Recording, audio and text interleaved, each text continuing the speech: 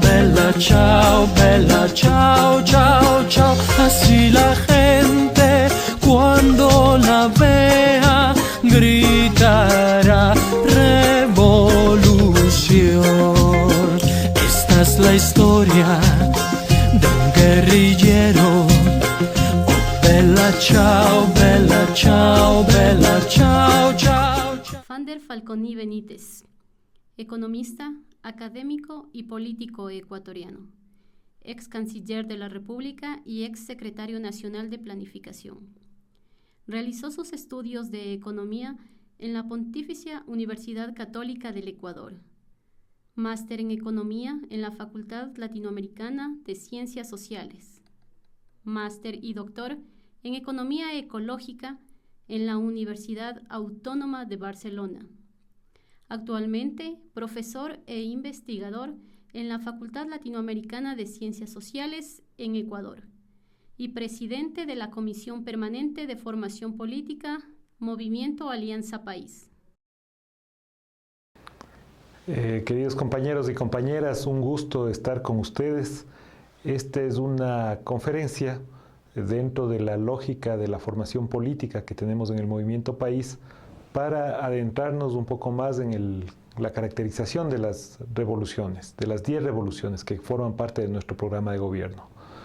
Quisiera partir primero saludando su presencia, indicándoles que para nosotros es muy importante estos espacios de formación política dentro de una lógica de construir un movimiento político diferente. La formación política es esencial. Siempre hemos dicho que este es un movimiento político, ideológico, programático, que necesita estar enraizado en la sociedad ecuatoriana, arraigado en la sociedad ecuatoriana. Y para lograr eso es fundamental que vayamos consolidando nuestros objetivos y nuestros sentidos políticos y nuestros sentidos revolucionarios. Por lo tanto, la exposición alrededor de las revoluciones tiene un rol fundamental en la construcción ideológica y programática. Siempre que se habla de revolución se piensa en un cambio profundo, radical de las estructuras. Y creo que el punto de partida debería ser conocer qué teníamos antes. Y antes de este proceso político, antes del año 2007, nosotros habíamos tenido una desestabilización social provocada por un neoliberalismo rampante. Neoliberalismo quiere decir privatización de lo público, enajenación de los bienes del Estado hacia los privados, perder la capacidad regulatoria y de planificación que debe tener un Estado moderno. Es lo que estamos viendo justamente que está sucediendo en los países europeos. En España, Italia, Portugal, Chipre, se venden los bienes del Estado, se enajena lo público y se destruye, digamos, un aparato social y productivo que tiende a favorecer a mayorías. Eso es básicamente el neoliberalismo. Y en el Ecuador había neoliberalismo. Tal vez no como las expresiones del sudeste asiático, lo que había pasado con algunos países como Chile o Argentina, pero indudablemente teníamos una visión neoliberal a la usanza criolla, como a mí me gusta señalarlo. Y eso cambió para bien. Vino un proceso de cambio y plantea un nuevo Estado, reconstruir ese Estado. Pero no solo reconstruir un Estado, sino plantearnos un nuevo modelo de vida, un nuevo modelo de desarrollo, un nuevo modelo de convivencia entre nosotros. Y para eso tenemos una gran norma, una gran esperanza, un gran buque emblema que es nuestra Constitución. La Constitución nos delinea el camino, pero es mucho más importante eso, porque la Constitución fue aprobada en consulta popular. Por lo tanto, es una referencia para todos nosotros. Tenemos una Constitución, tenemos un Plan Nacional para el Buen Vivir, que fue elaborado por la Secretaría Nacional de Planificación y Desarrollo, que marca los objetivos gubernamentales de gobierno. Si uno mira la composición del plan, es un plan que está armado alrededor de objetivos transversales para todos, por ejemplo, construir equidad, por ejemplo, lograr autodeterminación y soberanía de nuestros pueblos, por ejemplo, construir un medio ambiente sano. Y ese Plan Nacional por el Buen Vivir también tiene un conjunto de expresiones políticas. Esas expresiones políticas recaen justamente en construir y avanzar hacia el socialismo del buen vivir, como se lo expresa claramente en ese Plan Nacional para el Buen Vivir. Dentro de esa lógica de construcción programática e ideológica, nosotros hemos producido también un conjunto de documentos importantes al interior del Movimiento País. Uno de los documentos más importantes que tenemos es justamente nuestro programa de gobierno. Y es importante por varias consideraciones. Primero, porque fue construido socialmente, con la participación de muchos de ustedes, que intervinieron con sus ideas, con sus propuestas, con sus planteamientos. Y de otro lado, ese plan es importante porque recoge aspiraciones societales, lo que desearíamos nosotros, o los grandes lineamientos o los grandes objetivos con los cuales quisiéramos terminar este periodo de gobierno, es decir, el periodo de gobierno 2013-2017. Visto así, mi exposición va a recaer sobre expresar algunos de los contenidos, fundamentos de lo que implica estas 10 grandes revoluciones. Y empezaría por el primer eje temático, el cambio de la matriz productiva, que se expresa en 2 revoluciones que tienen que ver con la parte económica y productiva y la del trabajo. Primero, alcanzar una verdadera economía social y solidaria y una revolución agraria. Quisiera explicar y detenerme en estos 2 conceptos. En general, la economía tiene que ser toda la economía social y solidaria. A veces se piensa que la economía social y solidaria es la de los pobres, la última rueda del coche. Y no, nuestro sistema económico tiene que ser un sistema justo, solidario, equitativo, que redistribuya adecuadamente los recursos, que esos recursos vayan para todos, que generemos las mismas oportunidades para todos en materia productiva, tomando en cuenta que nosotros tenemos un conjunto de herencias que son bastante perniciosas en términos del desarrollo productivo ecuatoriano. Yo diría que la mayor herencia y la más perversa es nuestra condición de países productores de materias primas y bienes que son de escaso valor. Nosotros vendemos materias primas, en general es una realidad de toda América Latina, compramos productos industrializados y eso genera problemas, digamos, en una dinámica productiva, porque tenemos que siempre estar comprando tecnología y eso es más difícil, aún más complicado en un país sobre el cual nosotros tenemos el dólar como moneda. Nosotros no tenemos moneda propia. Por lo tanto, hay que cuidar las divisas. Si estamos importando divisas que son escasas para sostener nuestro aparato productivo en términos de bienes industrializados, en términos de capital y de tecnología, evidentemente esto nos provoca problemas. Esta es una realidad consabida de América Latina. América Latina se insertó a los circuitos internacionales a partir del siglo XIX, fundamentalmente como vendedora de materias primas. Colombia vende minerales, vende níquel, Perú vende minerales, Ecuador vende petróleo, Venezuela vende petróleo, Argentina y Uruguay venden soja, Chile vende cobre. Es decir, tenemos un problema ahí de inserción en una división que está dada alrededor de la especialización productiva. Ahí nos han condenado.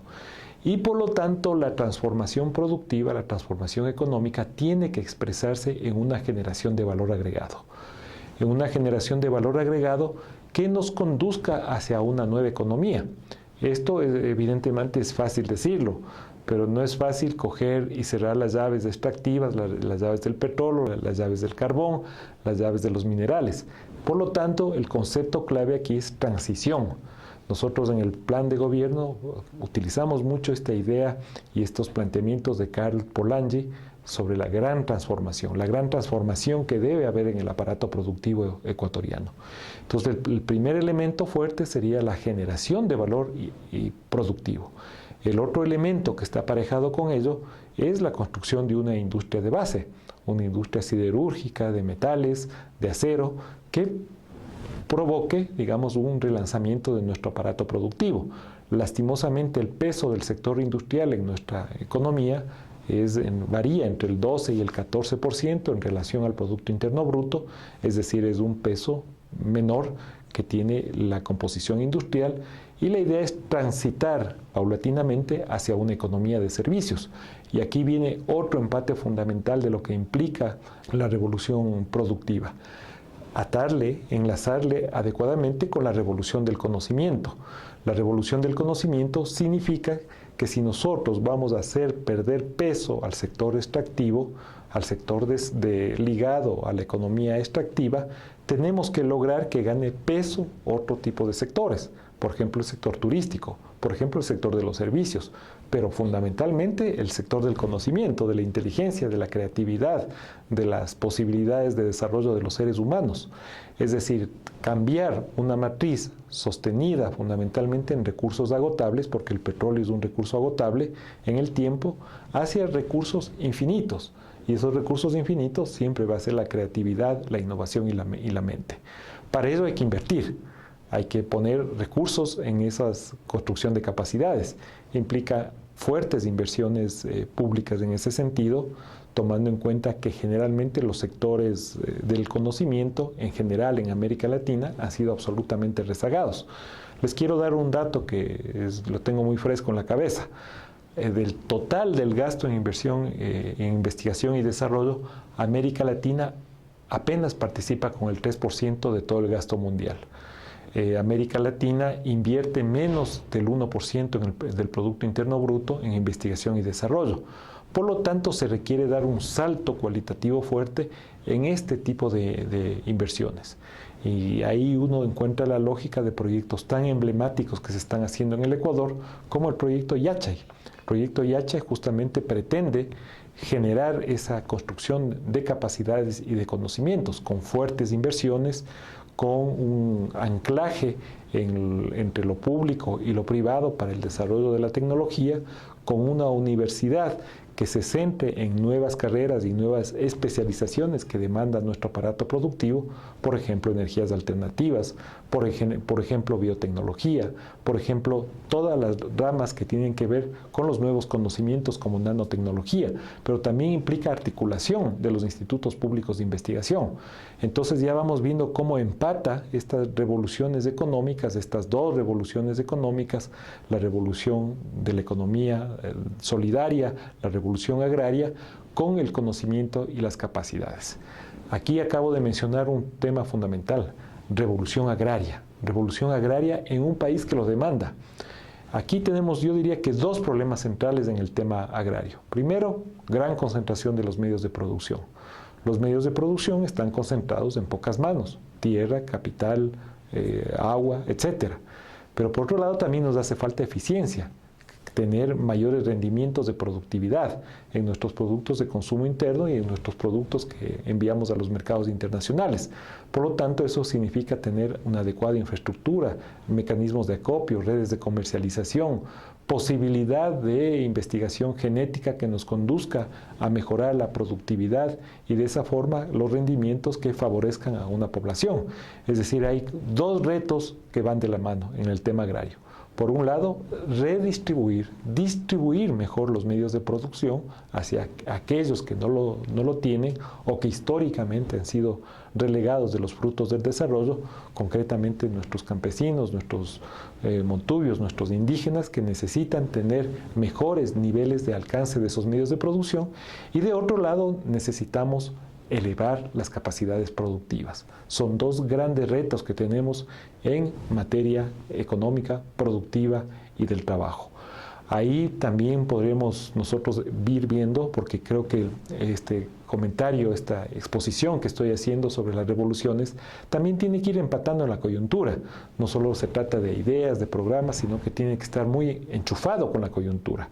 En el caso del trabajo, justamente en este momento se está elaborando un código del trabajo, de las actividades humanas, para favorecer uno de los principios fundamentales de un proceso revolucionario, y ese principio tiene que ver con el trabajo encima del capital, el trabajo, el ser humano encima de los medios de producción. Favorecer, esto es una revolución que tiene que favorecer al trabajo, tiene que favorecer al trabajador, al ser humano, al ser humano visto en sociedad, no al ser humano individualista, como nos habla el neoliberalismo, ese ser egoísta, racional, que parece que todo mide alrededor de la vara del dinero. Nosotros estamos intentando construir una sociedad diferente, y esa sociedad se llama socialismo, y en el socialismo se reparten los medios de producción para todos por igual, según sus capacidades, según sus esfuerzos. Y aquí vamos viendo cómo tenemos un eje programático alrededor de lo económico, lo productivo, que les acabo de comentar. El siguiente eje que vamos a trabajar es lo que tiene que ver con la revolución política y constitucional. Y aquí el asiento para esta revolución es nuestro buque emblema, que lo llamamos Constitución. Es nuestra Constitución, la nuestra, la que aprobamos, nuestra gran hoja de ruta para el futuro. Una Constitución hermosa, redactada con pasión, con cariño, justamente para conducirnos hacia una sociedad diferente. ¿Qué contempla esta revolución constitucional? Fundamentalmente contempla los siguientes puntos.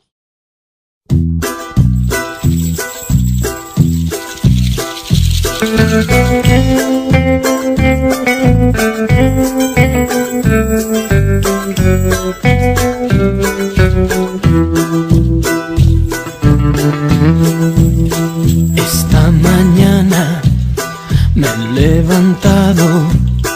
Oh, bella ciao, bella ciao, bella ciao, ciao, ciao. Esta mañana me he levantado y he descubierto al invasor. Oh, partigiano, me voy contigo.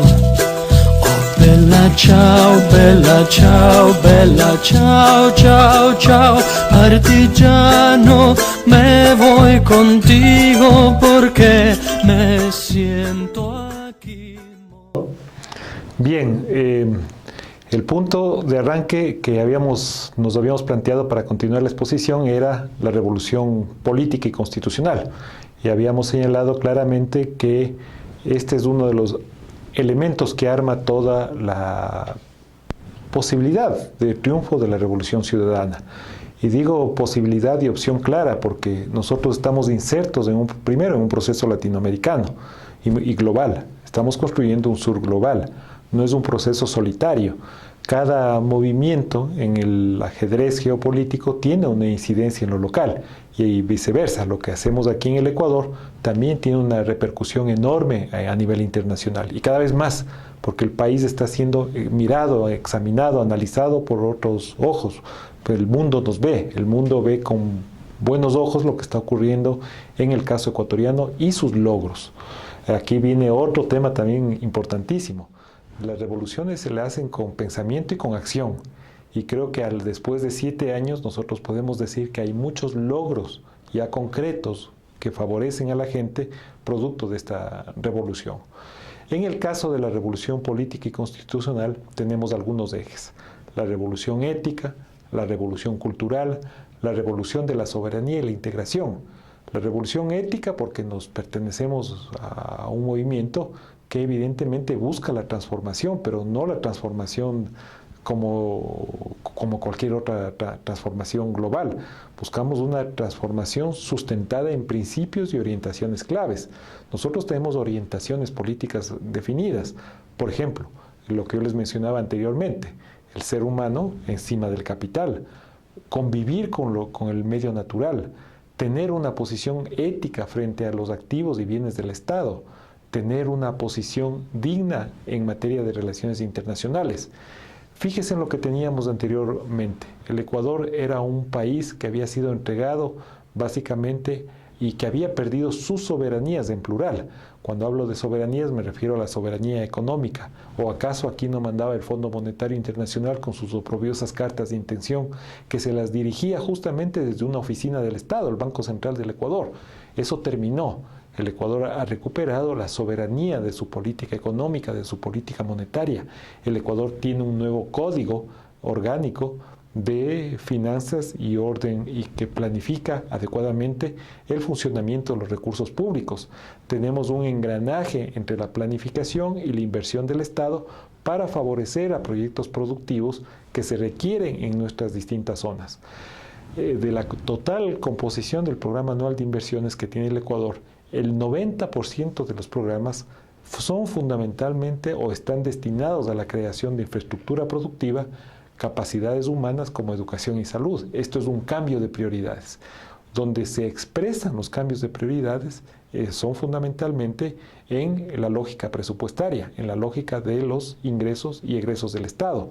Nosotros tenemos unos ingresos que se sostienen en recaudaciones tributarias, en la venta de recursos, de nuestro recurso natural, son recursos que se han reconfigurado, tenemos un manejo mucho más eficiente de nuestra tasa impositiva y esos egresos se los está destinando ya no al pago oprobioso de la deuda externa, que era como un dogal que sujetaba a las posibilidades de desarrollo de nuestros pueblos.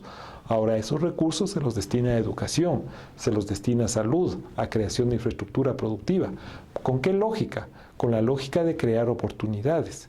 Si los seres humanos se educan adecuadamente, si tienen la posibilidad de acceder a la primaria, a la secundaria, al sistema universitario, serán jóvenes que tendrán muchas más posibilidades a futuro. Por lo tanto, no puede haber mejor mecanismo de transferencia intergeneracional de renta que destinarlo fundamentalmente a las necesidades de educación o salud de nuestra población. Un dato que lo tengo fresco en la cabeza: en el año 2006, del total del presupuesto del Estado, aproximadamente el 26% iba al pago del servicio de la deuda externa, es decir, capital y amortizaciones. Ahora se destina el 4%. Todos esos recursos liberados, entre otras cosas, por una buena renegociación de la deuda externa en el año 2008, el Ecuador es el único país que se atrevió a hacer una renegociación de la deuda, lo cual ha sido valorado. Y hay un documental hermoso, un documental griego que se llama Deudocracia, que pone los logros evidentes del país en materia de su renegociación de deuda. Esos recursos liberados de la deuda han sido trasladados hacia inversión en la gente, hacia la inversión en nosotros. Y esas son magníficas noticias. La revolución de la soberanía y la integración, como les señalaba, tiene un rol fundamental. América Latina vibra, es un continente vibrante. Tenemos procesos de cambio, procesos revolucionarios. Ahí está el proceso venezolano, el proceso uruguayo, el proceso boliviano, el proceso ecuatoriano. Ahí está lo que vienen construyéndose también nuestros compañeros y compañeras en Chile. Pero tenemos un sur global. Tenemos un sur que intenta cambiar la correlación de fuerzas internacionales, las relaciones de poder, esa forma como está armada la llamada gobernanza internacional con sus distintos tentáculos de poder. Ahí están los oprobiosos tratados bilaterales de inversión, están los mecanismos de arbitraje del Banco Mundial, están los tratados de libre comercio en su versión convencional, están los mecanismos del GAFI, esta institución que se cree que puede condenar a un país por sus aspectos geopolíticos. ¿Por qué nosotros tenemos que condenar a países con los cuales debemos tener y procurar tener relaciones armoniosas? Nosotros no somos ningún juez ni policía del planeta. Tenemos que tener una relación con nuestro sur, con todo nuestro sur y con todos los países que vienen emergiendo en un intento de salirse de ese orden global unipolar que representa a los Estados Unidos. Para muchos, Estados Unidos es una especie de imperio en decadencia, imperio en declive. Y fruto de ese imperio en declive aparece un mundo multipolar y aparecen nuevos países como Brasil, Rusia, India, China, Irán. Aparecen muchísimos países que emergen en ese sur global. Y el Ecuador debe tener relaciones dignas con todos esos países. No solo tenemos que mirar hacia el norte, no solo tenemos que tratar de emular cómo son los comportamientos del modo de vida norteamericano. Tenemos que construir un sur político y un sur global. Y ahí está nuestro gran reto, nuestro gran desafío. Ventajosamente tenemos principios sólidos en materia de relaciones internacionales que lo hemos venido cumpliendo. Relaciones soberanas con todos los países, procura de la integración regional. Y cuando hablo de procura de la relación regional, me estoy refiriendo a uno de los elementos más importantes que tenemos ahora para enfrentar justamente estas coyunturas adversas del orden injusto internacional, que es lo que se llama la nueva arquitectura financiera regional. La nueva arquitectura financiera regional es un compuesto, es un amalgama que involucra la creación del Banco del Sur, que ya está puesto en operación, para generar proyectos de inversión a favor de nuestros pueblos. El manejo conjunto de la liquidez latinoamericana, fíjense que tenemos casi 700.000 millones de dólares de los latinoamericanos en la banca norteamericana. Imagínense lo que podríamos hacer con todos esos recursos en términos de potenciar el desarrollo de nuestros pueblos. El sistema unificado de compensación regional, desacoplarnos un poco de la lógica de las monedas extranjeras y lograr una fortaleza en nuestros niveles de comercio. He ahí un ejemplo bastante claro de cómo la integración regional puede favorecer a nuestros pueblos. Pero en América Latina también hay un nuevo regionalismo. Se han fortalecido los espacios regionales de discusión y coordinación. Tenemos un fortalecimiento de la UNASUR, la Unión de Naciones Suramericanas, que la conforman los 10 países sudamericanos más Guyana y Surinam. Tenemos una conformación de la Comunidad de Estados Latinoamericanos y Caribeños, sobre la cual el Ecuador ha jugado un rol fundamental en su constitución. Tenemos los mecanismos creados alrededor del ALBA, la opción preferencial del ALBA para favorecer también a nuestras sociedades y pueblos. Es decir, jugamos un rol en esa geopolítica internacional. El Ecuador dejó de ser un país reactivo para convertirse en un país activo, y eso está en base de uno de nuestros principios y de nuestras lógicas revolucionarias, que es buscar la revolución de la soberanía y la integración. Como les digo, soberanías en sus distintas con mayúsculas, y la integración latinoamericana. Por último, hay un eje sobre el cual quisiera referirme, y ese eje tiene que ver con la revolución social. La revolución social la conforman una amalgama también de revoluciones: la revolución de la justicia, seguridad y convivencia, la revolución ecológica y la revolución urbana. Veamos qué significa cada uno de estos elementos. Primero, veamos el tema de lo social. ¿Qué es lo que ocurría antes del 2007 en los llamados gobiernos neoliberales? Lo social era los despojos, las migajas, la ambulancia que tenía que recoger a los heridos de los desastres de las políticas neoliberales. Esto ya lo observamos en el sudeste asiático, lo observamos en los países latinoamericanos y lo observamos también en el Ecuador. Lo social era la última rueda del coche. Lo que había que favorecer es los bolsillos del capital, las chequeras de los capitalistas. Pero tenemos una nueva lógica, que es la lógica del empoderamiento de lo social. La lógica que con lo social se construyen capacidades, la lógica que con lo social implica la construcción de derechos. Evidentemente, desde el otro lado, implica también ciertas responsabilidades que tenemos los seres humanos y los individuos en una sociedad. No solo es una cuestión de derechos, es decir, cuál es mi derecho a la salud, el derecho a tener un medio ambiente adecuado, el derecho a tener un agua saludable, sino también cuáles son mis responsabilidades como sujetos sociales, como sujetos políticos, como individuos en esa sociedad. Y aquí introducimos un nombre o un concepto que es fundamental: la corresponsabilidad en materia social. Cada quien tiene que hacer lo que debe hacer.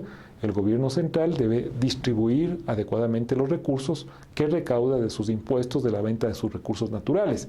Y evidentemente redistribuir quiere decir favorecer a los menos en sociedades altamente injustas. América Latina es la región más desigual del planeta, es decir, donde las brechas son mayores. Ayer justamente leía un artículo sobre las personas más ricas del planeta. Las 400 fortunas más ricas del planeta equivalen al ingreso anual del Brasil, que es la sexta economía del planeta. En América Latina está la persona más rica del mundo, el señor Carlos Slim, con una fortuna de 80 billones de dólares, 80.000 millones de dólares, y está la persona más pobre en México, que gana o vive con $1 al día. Estas son injusticias, brechas de ingresos, de oportunidades, de patrimonio. Y por lo tanto es un imperativo moral, social, reducir esas brechas, reducir la pobreza, reducir la desigualdad, lograr sociedades mucho más inclusivas. Pero eso no se le hace con buenos discursos, eso se le hace con política pública activa, redistribuyendo esos recursos a los que menos tienen, favoreciendo con las lógicas redistributivas en educación y salud, mejorando los ingresos de los trabajadores, logrando que los ingresos cubran las necesidades básicas que tiene una población, su canasta familiar, teniendo un salario digno, cambiando las relaciones de poder.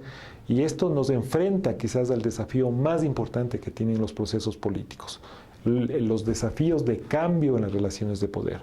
No se trata de procesos tecnocráticos que se los resuelve en un escritorio, haciendo diagramas o dibujos intrincados o cosas en una burocracia de escritorio. Se los resuelve con cambios sociales, con acción colectiva, con empoderamiento de la sociedad, con fortaleza de los sujetos políticos que se empoderan de sus logros y buscan mayores desafíos en base a la organización social y política. Por lo tanto, todo esto que estamos hablando, todas estas revoluciones, no se pueden lograr sin la activa participación de la sociedad, sin una sociedad que suscite debates, que genere planteamientos, que genere nuevas ideas. Por eso, lo que estamos haciendo el día de hoy en términos de capacitación tiene una relevancia fundamental. Son ustedes los que van a llevar adelante este cambio. Son ustedes los que se han ganado este derecho históricamente y son ustedes los que tienen que llevar adelante estas 10 revoluciones que forman parte de nuestro programa de gobierno, que sostienen programáticamente a esta revolución, que sostienen programáticamente a esta revolución grande que es la revolución latinoamericana, la revolución y la construcción de la patria grande. Yo les quiero agradecer por estos minutos y decirles que siempre estamos dispuestos en la Comisión Nacional de Formación Política a apoyar estas y otras iniciativas que ustedes lo tengan.